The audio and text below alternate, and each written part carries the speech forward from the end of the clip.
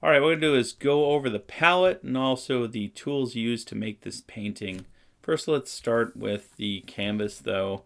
So this is just a sheet of linen, linen canvas surface to paint on.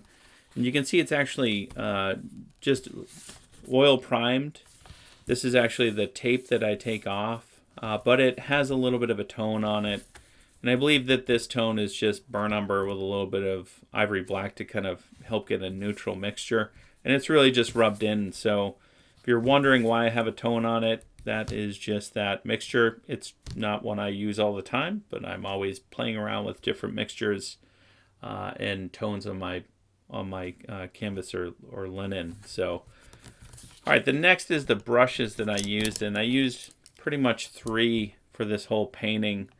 This is a Legion number 8 long flat by Trekell. It's 9100 FL long flat, and it's just, I think it's synthetic mongoose, and it just is a softer long brush that makes it so that you can put paint on in large areas. This is pretty much what I painted almost the whole thing with, though. This is the number 6, just a little bit smaller, Legion 9100 FL long flat. And, you know, for me, this brush makes it so that you can, you know, grab a mass like that and pull. I can also get a dot if I wanted to. I can also get just a line. And I move between all of this. So practice your brush language on all your paintings. I think that's really where a lot of the expression is. And the last one that I use, and I've used a tiny amount, was a golden Taklon. It's a very soft brush, and it's just a long round. It's a golden Taklon 2500 round by Trekell. So now I'm going to point to all the colors that I used in the painting, and these are guest colors that I'll sometimes bring in. I think I had this on the palette and used it a tiny amount. This is Cobalt Teal, the guest color. This is titanium white. Sometimes I'll use a warm white. Sometimes I'll add a lead white. Sometimes I'll use both of them. But for this painting, it was just titanium white, which has high tinting strength. One of the reasons why some people hate it. But I actually really enjoy it. Next is cadmium lemon. And I don't think I used it a ton in the painting. But it's my yellow that I use all the time. I feel like cad yellow medium can be achieved with just cobalt cadmium orange. This is yellow ochre, and this is Gamblin pretty much across the board for the paints. This is cadmium orange by Gamblin. I think I use that for the bowl. Cad red light, and sometimes I'll put cad red medium just because one is a little bit darker and one shifts towards orange, the cad red light. The other one shifts towards like a true red, even though it doesn't particularly exist. Next we have alizarin permanent, alizarin claret by Michael Harding.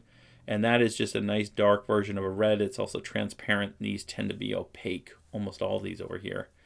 Next is manganese violet, one of my favorite colors. And I usually add this to a lot of things to really tip and neutralize. It's a very weak tinting strength color, but one of my favorites. Ultramarine blue. I think everyone has it on their palette. It's probably the most common besides titanium white and yellow ochre. But I love that. I used to hate it, but I love that with burnt umber together. That makes it a fantastic neutral. Ivory black, I actually group it over here with the purples and the blues because it's a dark version of a purple blue. Cadmium green pale. This is usually by either Holbein or Winsor Newton. Both of them carry a color that hits that note. Really what that color is a convenience mixture of Viridian and cadmium lemon mixed together. That's what that is right there. I could mix that myself, but I'm a little bit on the lazy side when it comes to mixing things before I start. I actually don't like to mix anything, to mix everything as I go. That way I can kind of dance and move with the painting. This one is transparent earth red. That is from Gamblin. It's PR101, a beautiful synthetic Mars color of an iron oxide. And then we have PBR7. That is burnt umber. That's Michael Harding's, I think is just the best consistency. For consistency, Michael Harding is a little bit on the buttery side, And then on the consistency for gambling paints, which are what most of these are, they're a little stiffer. And I actually really love that because you can always add a tiny bit of oil or mineral spirits to kind of get a little bit, you know, I shouldn't say watery because there's no water in it, but easier to flow, but harder to dry them out. You could put it on a paper towel. But anyway, that's my palette for the whole painting. And, you know, you could add more if you want to, but that's what this is kind of like a nice, not too large, not too small palette that will hit almost the full, all the colors you see.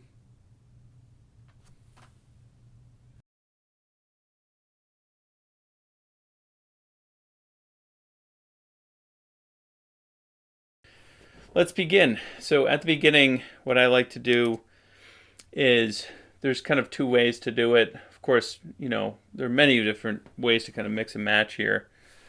But what I like to do is to get a little bit of burn umber, just to do a quick drawing, very similar to drawing with the paint. And what I'm going to do is just mass it in onto the surface. Now the surface has a tone, so I'm also adding that to the mix. But what I'm going to do by doing something like this is just get the average of what the, you know, what the elements in the picture are going to be by just kind of massing them in like this. And you can scribble. That's kind of the way that I do it when I'm drawing too. But really the idea is to not get too far into detail and not get linear. I'm really just thinking more tonal here.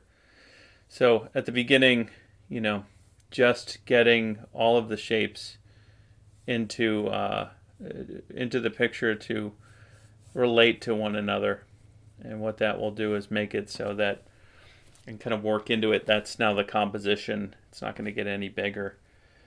Now, after that, you can do that, of course, with mineral spirits. Sometimes I'll even just do it with shape. And there's more of like kind of drawing with the brush, but you can also get the mass down there as well. But you know, you can either do it that way, or sometimes what I'll do is I'll actually do it with almost like blocking in of the color. So I'm actually going to do that right after, and I'd advise maybe try this with this method at the beginning with the blocking in with burn umber, and then you can move towards different ways to kind of loosen out of it. So sometimes what I'll do is I'll begin just with the color. Now, you can't always see the color. Like the silver bowl, the question on that one is like, what is the color? I don't quite know, so that'd be a hard one to kind of grab onto at the beginning. But just like the last kind of ways of working, I'm going to just get in here and block the color and kind of get the relationships of shape. This one's all about shape. And then from there, I'm going to kind of just make sure that all of this can fit in the picture. I always think of this kind of like a watercolor stage. It's called a brush wash-in, just using mineral spirits, but it's going to just get the about average shape in here. I always think of light shadow, but everything can move if needed. So go. And then we have the shape of the white. Again, everything's just going to kind of get blocked. Block in, block out. Depends on where you've heard it from. I know Harold Speed calls it blocking out, which is more of like seems like a term for sculpting. All right. So we could just mass it. Don't worry about form yet. Very two-dimensional way, just seeing shapes. There we go. Like that. Not too much on the side of measuring yet. And let's get a little neutral in here. Love my ultramarine blue. Burn umber. It's probably a good color here to just mass this in. And begin to think, what's the shape? Of course, I'm going to turn that corner sometimes and think like, oh, that's an ellipse. Like hard to just kind of stay completely objective. The information. All right. And then as it's going to eventually kind of turn a corner, just like everything.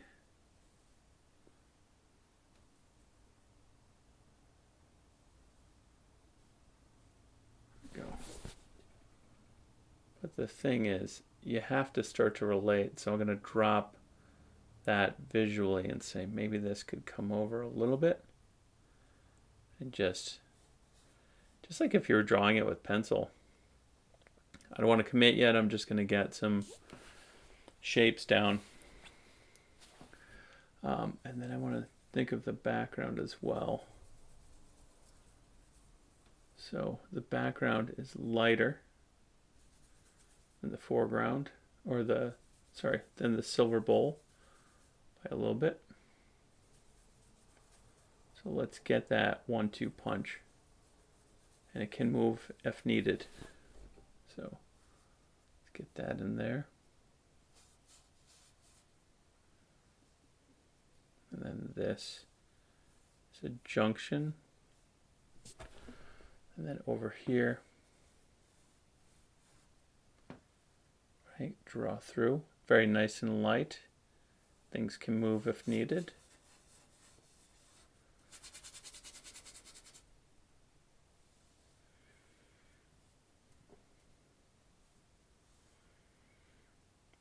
That is the shape of that in the background. This comes up and over.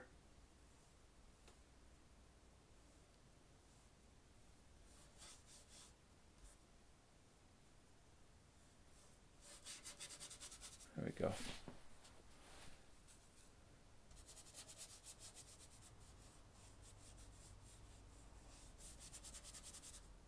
So, washing it in. Don't be afraid to be non-committal at this stage too. You know, everything can kind of move if needed. You know, once this gets into what I see of the color, it's probably going to change. All right, and then let's get a little color here. Just white as a shape. There we go. Shape. Right, I see this just tapers back. Draw the negative and the positive shape. It doesn't always have to just be one or the other.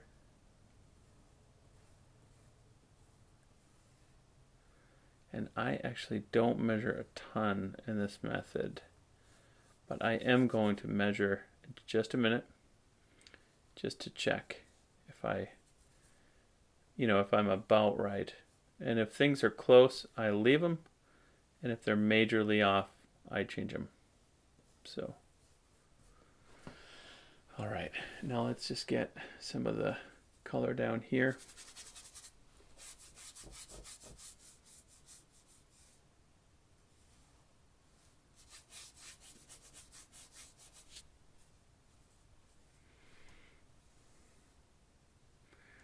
There's actually got a shadow there.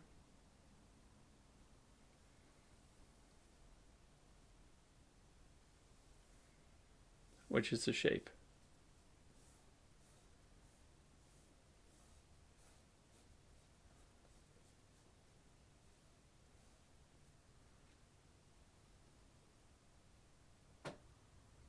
That goes back.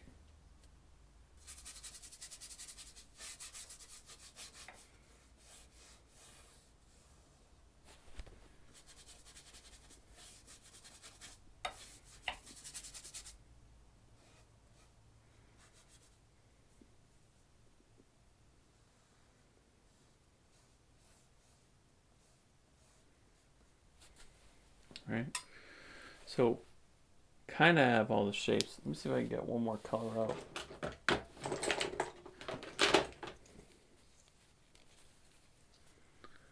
Alizarin Permanent, or Alizarin Chlorette by Michael Harding. All right, so let's get that out. That's going to help to get some of that red. So there's a shape here. There's a shape here. And there's just a shape in the back.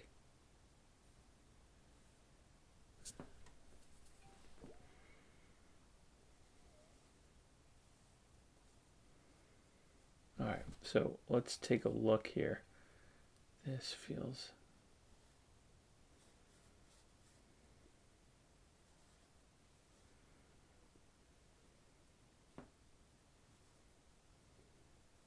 There we go.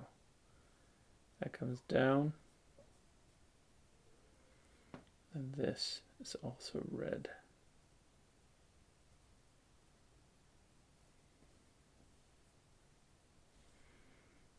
About on the same plane. So shape. You can see it's just shape right now. It's just an average. I'll probably go back now and start to kind of put the light shadow, but you know, if you see a strong light shadow, you have no problem putting that in at this stage. All right, so let's take a measurement of like just double that over. On my drawing, it brings me to about there. And the question is that correct in the setup? So a little bit past it, kind of like here is what that is. That actually works pretty well, but I now notice that the shape comes down. Just drop it. All right. And this. I begin to start to refine some of this a little bit. Let's just take this shape, double that over, set about the halfway.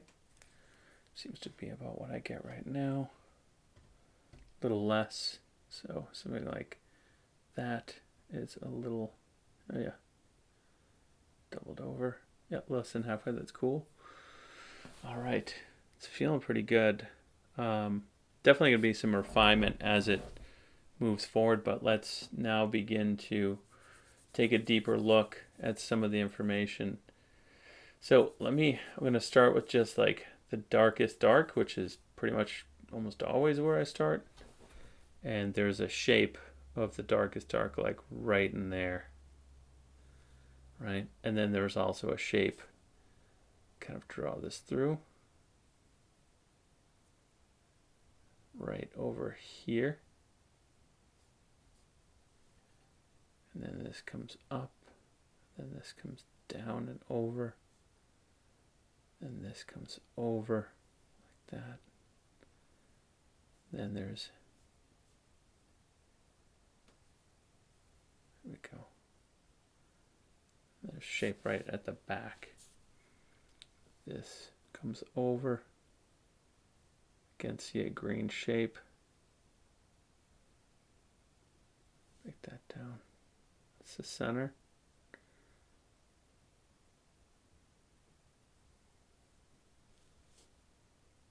Drop that. Light falling on that. Again, it's almost like that's the second pass here, but really want to kind of lock onto the bowl, because the bowl is also going to be a moment where it's going to set everything up. And it just has a good range in that bowl. So this is a reflection of the green right there. Then it kind of moves towards a little bit towards maybe yellow. I think the whole thing feels a little yellow. There we go. And this. Begin to see what all this stuff is. It's not just random. bowls are reflections of the environment, and therefore it's reflecting what I see. Let's take the width of this before I get too far. Or even, let's just say from the middle to there. I double that over. It's at about there. Let's just say about the middle, right there. Double that over. Yeah, so that can actually extend over a touch. A little bit more. There's just beautiful blue right up in here that really just is such a beautiful little hint that I saw when setting it up. Really made me want to do it.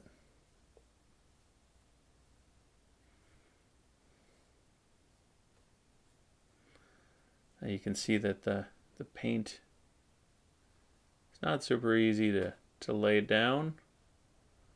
So I'm going to do one step close to where I need, and then I can do a second step after. So I love all that. Slowly getting to the destination.